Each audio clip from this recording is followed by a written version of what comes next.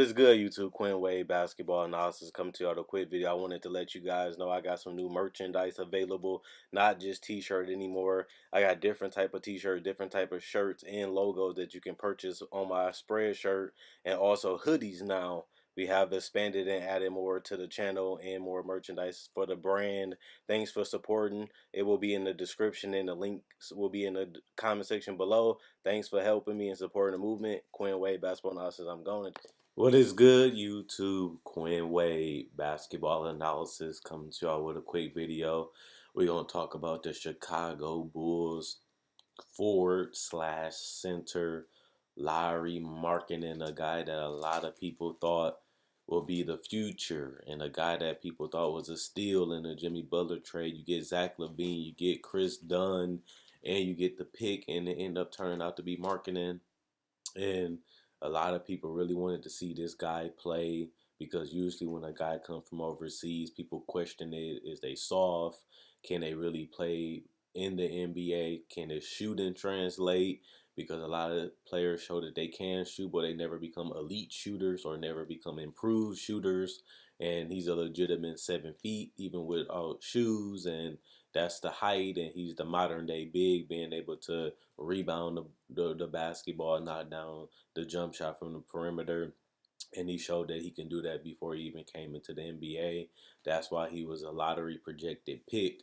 And we have seen Lauri Markkanen in a large sample size because he's been in the league for 3 years right now. And he had his sophomore year showed a whole lot of promise, putting up monster numbers for a guy that was a sophomore that people thought he can really be something special, which is true. And it's hard not to admit that.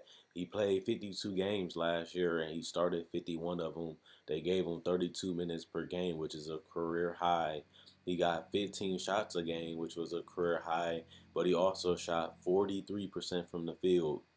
He shot 6.4 three-point attempts per game, and he knocked them down at a 36% clip. Same thing he did as a freshman coming into the league as a rookie. He shot 87% from the free throw line, 9 rebounds, 1 assist, and 18 points. So Markkanen was able to go out there and show that he can be a decent rebounder. He can be a 2010 possible guy in this league, and a lot of it came because of injuries or he had more opportunity than what people thought. But when you trade in a player like Jimmy Butler, who is one of the top 10, top 15 players in the league, you have to get something back that can make the trade worthwhile. Even though Jimmy Butler never indicated that he wanted to be traded, Chicago just did it on draft day out of nowhere, and it shocked a lot of people because we all thought highly of Jimmy Butler at that point, and they just came off making the top 8 seed in the East that year, and Rondo and then was up 2-0, and then they ended up losing 4 straight games after Rondo got injured, which you never would have knew what they would have did with that roster. Jimmy Butler would have still been there because now they're looking for that top 10, 15 player for this team, so that way they can go back to winning and possibly be a threat, legitimate threat in the Eastern Conference. So Lauri Markkanen hasn't lived up to the hype. Honestly and truthfully, if you go back to last year, he showed so much potential and so much game that it's a surprise that he isn't living up to the hype. I know he had injuries every single year, and that slows down your process because you got to keep rehabbing. You can't really work on your game because you is rehabbing. And at the end of the day, Lauri Markkanen showed that he had the touch. He showed that he can knock down free throws, which is excellent for a big man. You want a big man that you can count on in the fourth quarter to knock down free throws at a good clip. And he showed that he can be above average free throw shooter for a guy that's 7 feet and that big. And that is always something rare, and that's something that you do want. But he also showed that he can bang, and that his rebounds prove that he can go in there and use his height. He is a mobile big. It's not like he's tall and stiff, tall and unathletic. This is a guy that can get up and down the court. This is a guy that can set screens. This is a guy that can come off screens. And this is a guy that is big and lanky and mobile. And his rebounding numbers show that. And his ability to shoot 36% from 3 on 6 attempts a game, which is impressive, especially for a guy that we thought he could become this, and he did it automatically in his rookie year, and then was able to repeat it again in his sophomore year. So those skill sets that we thought he had actually literally came true, and it translated to the NBA. Now the problem with Lauri Markkanen is he is a little soft. He has trouble finishing. He shies away from contact. He tries to avoid, driving in the lane when it's two defenders or a guy that is in the way. He does settle for the mid range and the 3-point shot, which is modern day. You see Porzingis and them not really banging in the paint. They mostly standing out on the perimeter. And, Porzingis was able to become an all-star in the NBA, being a player of that ilk.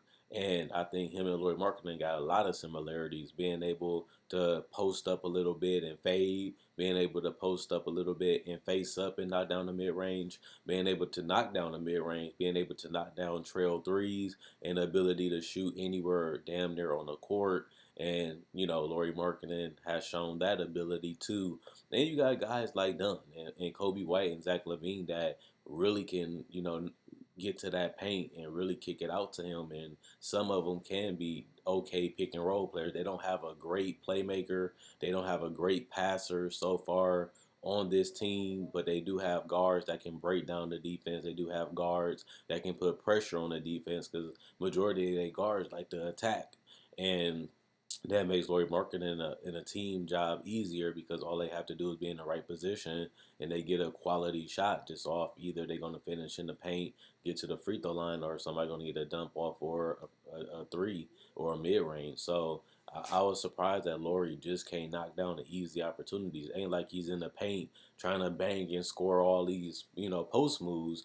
Lauri Markkanen getting good looks. And that's the thing that surprised me the most in his career because his 3-point shot has translated. It's his all around game that hasn't been able to take that next level because if you have a 7-footer that's this big and this mobile, you want him to shoot way better than 43% from the field. That's unacceptable, especially when you're playing power forward and you're taller than everybody at that position. You may not be as athletic as everybody in that position, but you should be able to be able to take advantage of that each and every night because there's not too many 7-foot power forwards right now. Either you playing against small ball forwards or you playing against unathletic forwards. And if that's the case, Lauri Markkanen should be able to take them off the dribble, which he's shown that he can potentially do, and he does need to get better at it.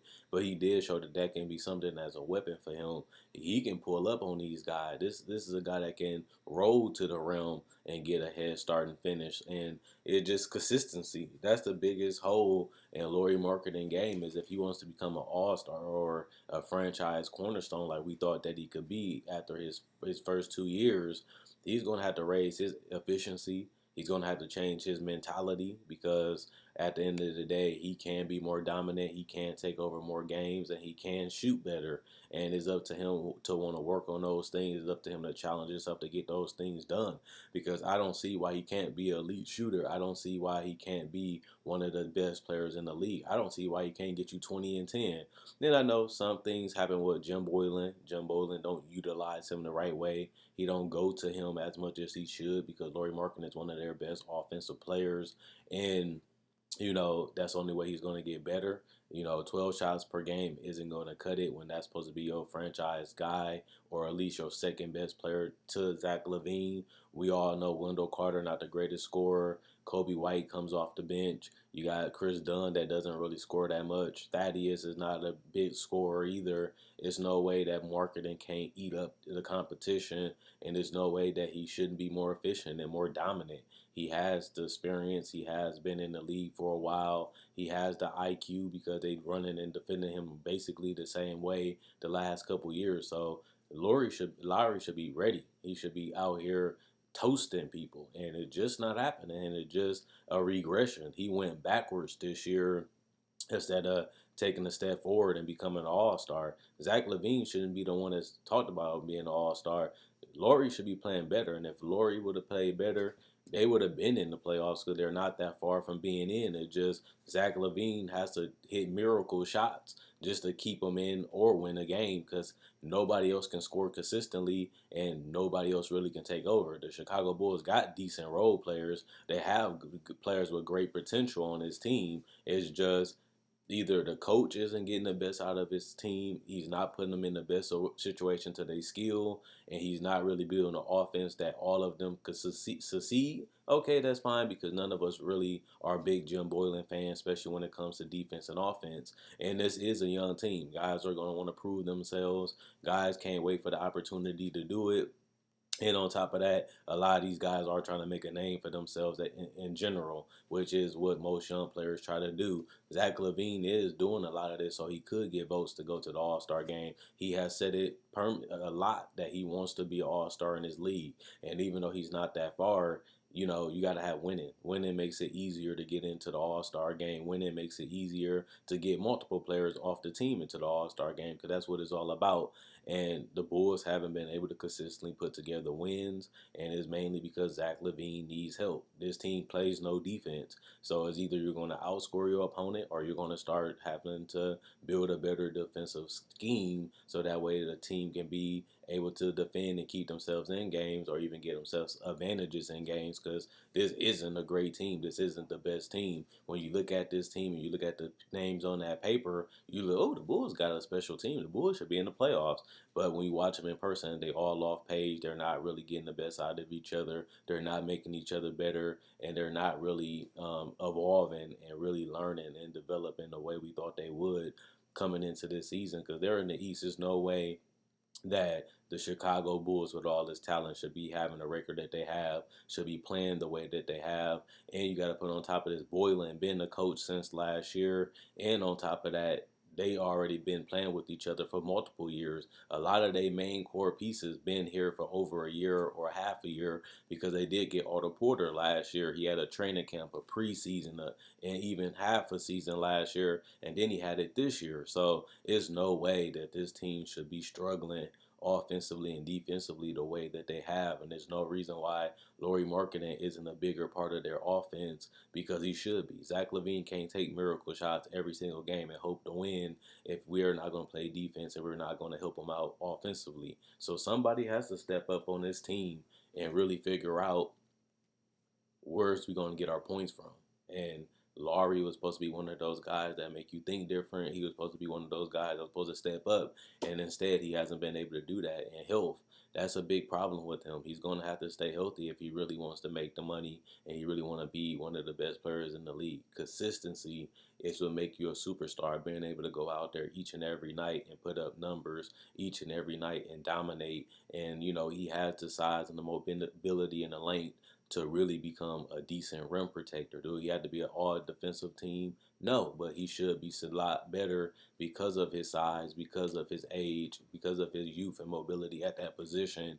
And he hasn't been able to anchor a defense. He hasn't even been able to contest shots consistently. Lauri Markkanen, and to be honest, he's not even averaging a block or a steal the last 3 years. So that's just unacceptable. But let me know what you guys think. Do you think Lauri Markkanen will be a bust? Do you think he will just be a role player? Do you think that he can still be an all-star? Do you think that he can become a superstar? Do you think it's Jim Boylan? Do you think it's the fact that they just don't play well together, is not a good fit? Or do you think Lauri Markkanen need a change of scenery? Or do you think, at the end of the day, let's see what we got. Let's try him again next year because he's going to be a restricted free agent anyway. And let's see if he's going to take that next step. And if he don't, he's going to be a valuable commodity because he is a big that can shoot, knock down free throws, and is mobile and can, get up and down the court. And like I said, one of the most important things in the game right now is three-point shooting. And so far, he has been, okay, league average at shooting, which you do want as a team. And, defensively, he is a headache, but he is still a very, very young player. So let me know what you guys think. Is I'm overrating it? If I'm overdoing it? Is I'm sleeping on him? Is he just a disappointment this year? And do you guys think he can fix it and get right back on the right track? If not, let me know. Thanks for watching the video. Like, comment, and subscribe. I do read every comment. Thanks for watching the videos that I put out. Thanks for the subscribers that watch all of them. I appreciate it. And, I'm going to share it on Facebook and on Twitter. And that will be in the description below. Thanks for the support. Thanks for buying merchandise. And thanks for continuing to watch Win Wade Basketball Analysis. I'm going.